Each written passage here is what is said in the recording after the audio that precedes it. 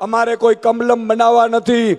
મોરબીમાં 100 અંગ્રેજી મીડિયમની સ્કૂલો બનતી હશે, હોસ્પિટલો બનતી હશે, મોહલ્લા ક્લિનિક બનતા હશે, રોડ રસ્તા એવા હશે કે જે 60 વર્ષ સુધી તૂટવાનું નામ ન લે. વેપારીઓ ખુશ હશે, ઉદ્યોગપતિઓ ખુશ હશે, અને એને કહેશું કે જે પાર્ટીમાં જવું હોય ત્યાં જાજે, જે પાર્ટીમાં ફંડ આપવું હોય ત્યાં આપજે, માત્ર ગરીબોનું ચૂસવાનું બંધ કરજે, પછી તારે જે કરવું હોય ને કરજે. આવી વ્યવસ્થા આપણે આમ આદમી પાર્ટી સરકાર લાવવાની છે. ગોઠવાઈ ગયો? બોલો ભારત માતા કી ઇન્કલાબ. મિત્રો આજે નક્કી કર્યું લાગે મોરે મોરો દઈ દેવાનો. શું હું જોતો તો હું હમણાં વિચાર કરતો તો મનોજભાઈ ને જ કહેતો તો, મેં કીધું આટલી ઠંડીમાં ભાષણ કેમ થાય ને પબ્લિક બેઠી છે. ખરેખર મોરો મરો દેવાની વાત છે. અહીંયાથી લઈને અકડે ઠાઠ પબ્લિક બેઠી છે. મિત્રો આજે આજ આનંદ, આજ ઉછરંગ, આજ નેનોમાં ને સખી અમારા મોરબી શહેરમાં આજ કંચન વર્ષે મેં. આજે મોરબી જય ગોપાલ કરે છે. એકવાર તાળીઓની ગડગડાટ સાથે ગોપાલભાઈ નું સ્વાગત કરીએ સાહેબ. હંમેશા હું કહેતો હતો, આજે મારી છાતી ગજગજ ફૂલાય છે. પહેલા પણ હું એકવાર મોરબીમાં સભા કરવા આવ્યો, હું પંકજભાઈ ને કહેતો હતો કે એવી સભા ક્યારે કરીશું જ્યારે આમ જનતા પોતે પરિવર્તન માટે તૈયાર હોય ને એમ કહેતી હોય કે હવે બહુ થયું ભાજપ, હવે તમારી ખેર નથી. આજે મને મોરબીમાં જોવા મળી રહ્યું છે સાહેબ. આજે સાહેબ અમે તો સામાન્ય પરિવારમાંથી આવીએ છીએ. અમારામાં હિંમત ભગવાને આપી છે, અમારામાં બુદ્ધિ ભગવાને આપી છે. ગુજરાત માટે વિઝન લઈને નીકળ્યા છીએ, પણ અમે કોઈ મુખ્યમંત્રીના દીકરા નથી, કોઈ ધારાસભ્યોના દીકરા નથી. પણ છતાંય મિત્રો આજે અમારી 5, 8, 10 લોકોની ટોળકી જે મુખ્યમંત્રીને ધ્રુજાવે છે ને તમારી તાકાત છે સાહેબ. અને જ્યાં સુધી તમારા આશીર્વાદ હશે, તમે ભેગા હશો, મોરબીના રવાપરા ચોકમાંથી હું ખાતરી આપું છું, રવાપરા જ છે ને ભાઈ, બાપા સીતારામ ચોક, રવાપર બાપા સીતારામ ચોકમાંથી બાપા સીતારામના આશીર્વાદ લઈને કહું છું કે જો તમારો સાથ આવો રહ્યો અને જો આ જ રીતે તમે સાથ આપતા રહ્યા તો ભાજપના એક નેતાને જો ઊંઘ આવવા દઈએ તો અમારી ફટ છે રાજનીતિમાં આવ્યા સાહેબ. તમે એમ સમજતા હતા કે ગુજરાતને લૂંટી લેશું. મિત્રો હું પત્રકાર હતો, તમને ખબર હશે મહામંથન કાર્યક્રમ ચલાવતા ત્યારે હું જોતો હતો, ભાજપના નેતાને હાથ જોડીને વિનંતી કરતો હતો, સ્ટુડિયોમાંથી પગે પડતો હતો. મેં કીધું યાર તમે કંઈક કરી લ્યો, પ્રજા માટે કરી લ્યો. જિંદગીમાં ભગવાનની 2 વસ્તુ મને ગમે છે સાહેબ. એક ઢાંકણી જેટલી વસ્તુ લઈ જવાની નથી, અને બીજું મૃત્યુ નિશ્ચિત છે. મેં ભાજપના નેતાઓને વિનંતી કરતો હતો, તમને આશ્ચર્ય થશે, ભાજપના નેતાઓને કદાચ સારા નેતાઓને પૂછજો. મેં કીધું સારું કરી લ્યો, 50, 60, 70 વર્ષની જિંદગી હોય છે, પ્રજા અને ઈશ્વરે તમને તક આપી છે સેવા કરવાની. ત્યારે મને એવું કહેતા હતા કે સુદાનભાઈ, પ્રજાને જેટલી ગુલામ બનાવીએ ને મત ડરથી મળે છે. આ ભાજપના નેતાઓના વચન શબ્દો હતા. અને ત્યારે મેં કીધું હતું કે હવે મોરે મોરો આવી જાય, સુદાન ગઢવી મેદાનમાં છે, તમારી તાકાત હોય એટલી લડી લેજો. તમે એમ વિચારો છો કે પ્રજાને ગુલામીથી ડરાવી શકાય, 5-25 દિવસ ઘરમાં પૂરી શકાય, 2-25 દિવસ વેપારીઓને ડરાવી શકાય, જીએસટી ને નામે ડરાવી શકાય, કોઈ સભામાં જાય તો ફોટો પાડીને એને ઇન્કમટેક્સની ધમકી ના આપીને, એને ઈડીની ધમકી આપીને ડરાવી શકાય. પણ એક વાત ધ્યાન રાખજો, ગુજરાતની જનતા જેટલી વેપારી છે, જેટલી સજન છે, જે કોઈને નડતી નથી, પણ જે દિવસે ગુજરાતની જનતા નક્કી કરી લે કે હવે પરિવર્તન કરવું છે, ત્યારે ભાજપની ગાડીમાં જઈ ભાજપના લોકોના ગાંઠિયા ખાઈ અને મત ઝાડુને આપીને આવશે, એવું મને વિશ્વાસ છે સાહેબ. અને એટલા માટે હું કહું છું, મેં બહુ રિક્વેસ્ટો કરી હતી. ગોપાલભાઈ મારી પાસે આવ્યા, મનોજભાઈ આવ્યા, મને કહે સુદાનભાઈ હવે આપણે સૌએ એક થવું પડશે, ગુજરાતની જનતાને ભાજપના બરડામાંથી છોડાવવી પડશે. મિત્રો ત્યારે આમ આદમી પાર્ટીમાં આજે હું જૂની ટીમ બધાને અભિનંદન આપું છું. હજારો યુવાનો એવા છે કે જેમણે ખૂબ મહેનત કરી. ખેસ ને ટોપી આમ આદમી પહેરીને નીકળતા ને ત્યારે લોકો મજા કરતા હતા. અને આજે મિત્રો તમારા આશીર્વાદ થયા. અમારામાં સચ્ચાઈ છે, અમારામાં નિષ્ઠા છે. મેં કીધું ને કે અમે કોઈ મોટા માણસો નથી.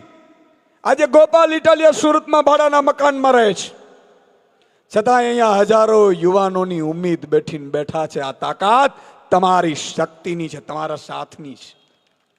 અમને નહીં તો કોણ નેતા બનાવે? ભાજપમાં તો ચંપલ ઘસાઈ જાય, સ્લીપર ઘસાઈ જાય. આપણા બાપ દાદાઓ ભાજપના હતા, ખબર હતી. ઈ લોકો એટલી હદે બિચારા મહેનત કરે તોય ભાજપ પણ એમ કહે કે નહીં, તમને ટિકિટ નહીં આપવામાં આવે, તમને હોદ્દો નહીં આપવામાં આવે.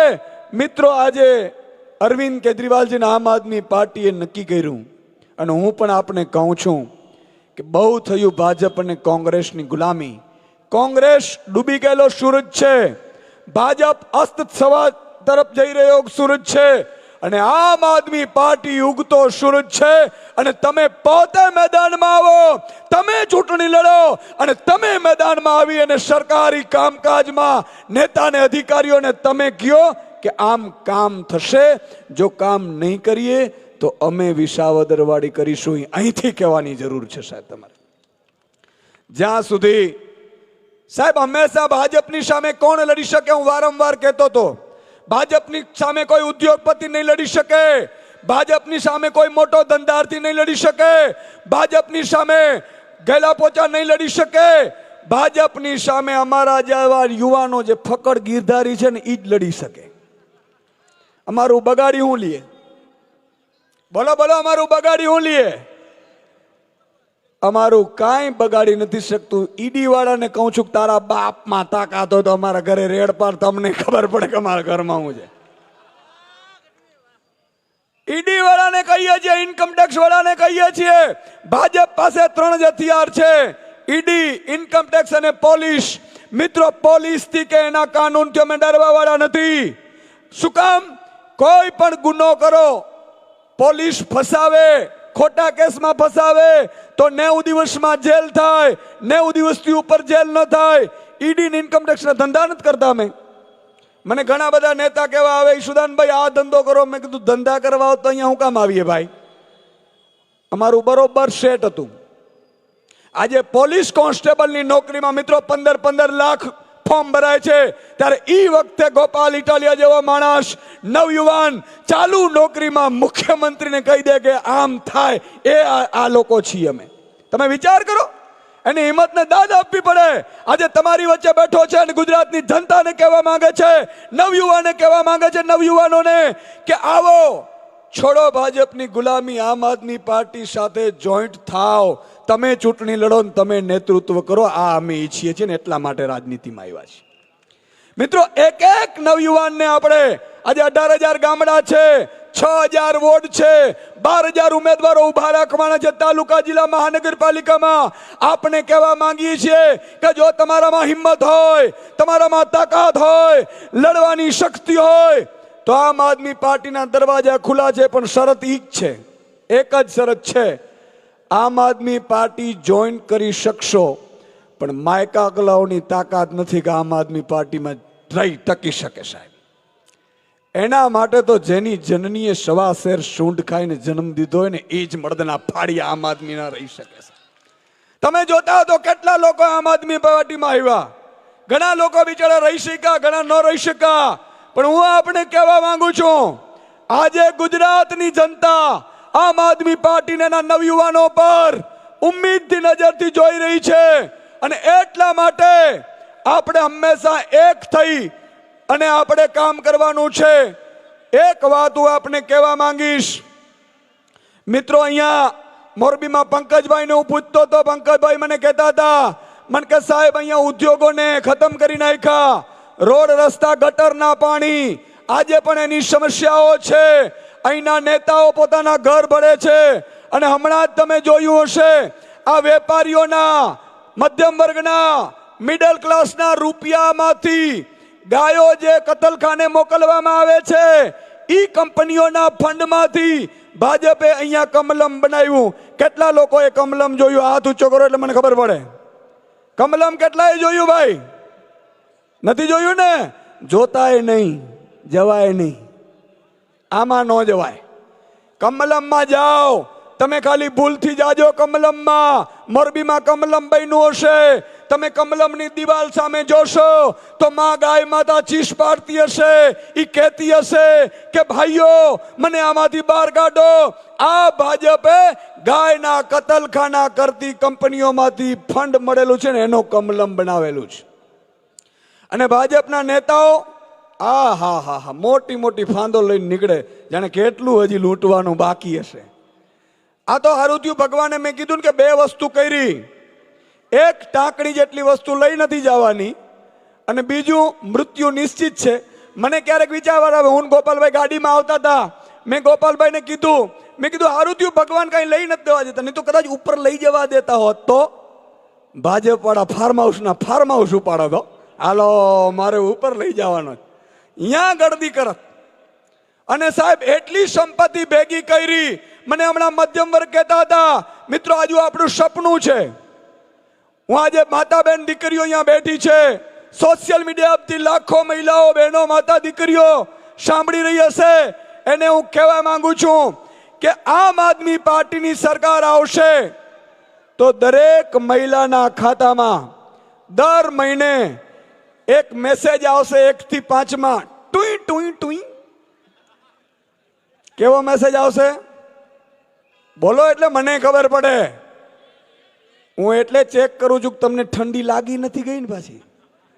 તમારા ભરોએ અમે ગાડી હલાવી. ટોય ટોય ટોય મેસેજ આવે. માતા બેન દીકરી આમ જુએ તો મહિના એના ખાતામાં પડી ગયા હોય.